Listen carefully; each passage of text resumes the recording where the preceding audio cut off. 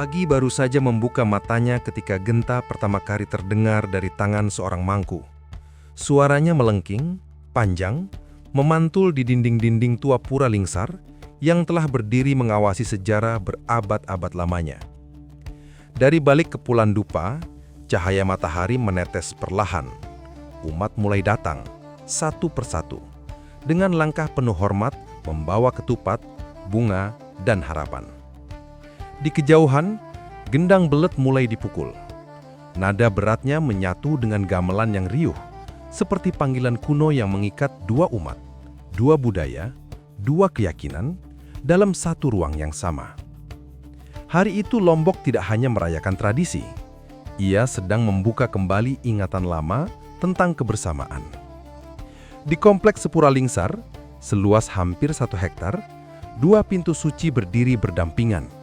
Pura Gaduh untuk umat Hindu, Kemalik Lingsar untuk umat Muslim Sasak. Dua dunia yang berbeda, tapi akar keduanya tumbuh dari tanah yang sama. Ketika umat Hindu memulai persembahyangan, umat Muslim Sasak berjalan ke Kemalik membawa bahan pangan sebagai bentuk syukur atas hasil bumi. Tidak ada batas yang memisahkan mereka, hanya langkah yang berbeda untuk tujuan yang sama, menghormati Sang Pencipta. Di Pura Gaduh, penari perempuan bersiap. Rejang pemendak, rejang renteng, rejang sedana.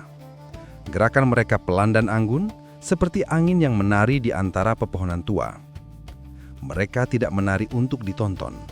Mereka menari untuk memanggil restu, menandakan bahwa hari ini adalah hari besar. Bergeser ke bawah pura, suasana berbeda tampak mengalir. Warga Muslim Sasak menggelar begawe. Sebuah pesta, namun bukan pesta untuk bersenang-senang. Ini adalah pesta syukur. Mereka membawa beras, ayam, bebek, kambing. Bahan-bahan itu dikumpulkan dan dipersembahkan kepada pemangku adat. Semua dilakukan dengan senyum yang sama. Adanya perang kedua muncul di kita. Dahulu kakek kami namanya Raden Daliman, panglima pasukan pedang yang mengusir penjajah Jepang dari Lombok Barat NTB. Lokasi perang di Desa Lingsar. Justru itulah diperingati setiap hari raya perang kedua yang disebut Puja Wali Lingsar. Artinya Puja Wali Lingsar, pemudaan para wali di Desa Lingsar. Ini kan ada umat Islam juga Bunda turut hadir untuk keberagaman kita, persatuan kita di bangsa.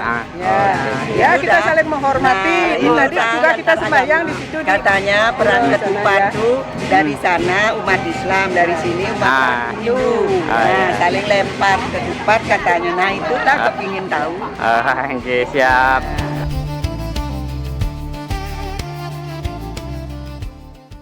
Menjelang sore, ritme hari berubah. Wanita-wanita dari dua umat berjalan beriringan. Di kepala mereka, dulang berisi makanan dipikul dengan mantap. Tidak ada yang lebih tinggi, tidak ada yang lebih rendah. Semua berjalan dalam satu garis yang sama. Mereka melangkah menuju Kemalik Lingsar, tempat suci yang oleh dua keyakinan dianggap sebagai sumber keberkahan. Sesajian diletakkan berdampingan. Doa dibaca dengan cara yang berbeda, namun dua suara itu tidak pernah saling menenggelamkan. Justru menyatu seperti dua aliran sungai yang bertemu di satu muara. Musik tradisional mengalun, gendang belek menghentak, tarian rudat batek baris ditampilkan, mengingatkan bagaimana rakyat Sasak dulu memahami prajurit kolonial, lalu mengolahnya menjadi simbol budaya. Di momen itu, kita bisa melihat bahwa perbedaan budaya bukan alasan untuk berjarak. Ia justru jembatan. Sore mulai merambat turun ketika bayangan pepohonan memanjang di halaman pura. Dari dua arah, umat Hindu dan Muslim Sasak mulai berkumpul. Masing-masing membawa ketupat, benda sederhana yang hari ini menjadi pusat ritual. Tidak ada baju perang, tidak ada teriakan permusuhan. Yang ada hanya tawa dan detak jantung yang menanti aba-aba. Ketika suara mangku terdengar, perang topat dimulai. Ketupat meluncur di udara, melayang seperti burung-burung kecil yang dikejar angin. Anak-anak berlari, Orang dewasa tertawa. Pemuda saling menyerang ringan sambil menangkis lemparan. Tidak ada rasa takut. Tidak ada permusuhan. Yang hadir hanya kegembiraan yang membuncah. Karena perang ini bukan tentang menang atau kalah, bukan tentang siapa yang lebih kuat, melainkan tentang melepas ego, merayakan hasil bumi, dan mempererat persaudaraan. Saat perang usai, ketupat yang berjatuhan tidak dibuang. Warga mengumpulkannya, lalu membawanya ke sawah dan ladang. Di tangan mereka, ketupat itu bukan lagi senjata. Ia menjadi simbol kesuburan, dipercaya dapat memberikan berkah pada tanah, membantu padi tumbuh lebih hijau, lebih subur, lebih siap memberi makan masyarakat. Mohon kesuburan. Oh, kesuburan intinya. Karena di sini termasuk kalau Hindu mengatakan ulun sri. Gitu. Terus cara Muslimnya ngulu ngadu ai. Oh, ngadu ai. Ya. Jadi memang kita mencari pemberkatan supaya tanah kita subur. Subur. Oh. Makanya tupat itu setelah dipakai perang baru dipungut untuk taruh di sawah atau di kebun. Oh, iya.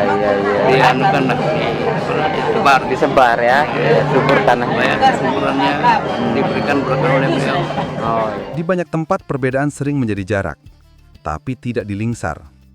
Di sini, dua agama berdiri berdampingan, dua budaya berjalan seiring, dan satu tradisi bernama Perang Topat mengajarkan bahwa kebersamaan bukan mimpi. Dia nyata, dia hidup. Ketika ketupat melayang di udara, yang terlempar bukanlah amarah, tetapi ego. Yang jatuh bukanlah rasa sakit, melainkan sekat-sekat yang memisahkan manusia. Setiap Desember, Lingsar kembali mengajarkan Indonesia cara menjaga perdamaian. Bukan dengan pedang, bukan dengan kata-kata keras, tetapi dengan ketawa bersama, makan bersama, dan saling percaya. Inilah Perang Topat, perang paling damai di dunia.